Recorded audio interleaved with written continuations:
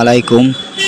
ইসলামী আন্দোলন বাংলাদেশ মনোনীত সংসদ পদপ্রার্থী আজ মুলাদী উপজেলা নির্বাহী অফিসার গোলাম সরোয়ার স্যারের কাছে নির্বাচনী ফরম জমা দিয়ে মুলাদী ইসলামী আন্দোলনের নেতাকর্মীরা নিচে নির্বাচনী প্রসঙ্গে বক্তব্য রাখেন। ইসলামী আন্দোলন মুলাদী উপজেলার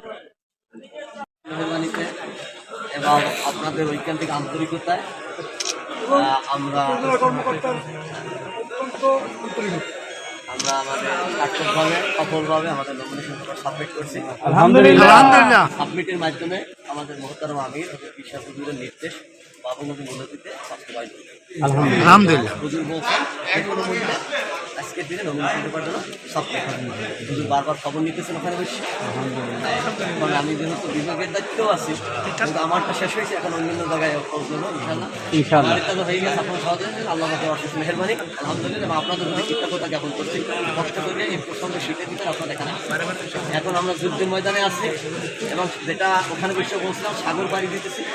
ইনশাআল্লাহ প্রতিটা মুহূর্ত এটাকে গণিমত মনে করে এই আগামী 12 তারিখ পর্যন্ত এই সময়টাকে আমাদের কাজে লাগাই। নির্বাচন আমাদের দলের নির্বাচন, আমাদের আমির হিসাব সর্বদাই আমরা তার পক্ষ থেকে কলা গাছ আছি, আমাদের কোনো যোগ্যতা নেই, আলাদা কোনো যোগ্যতা নেই।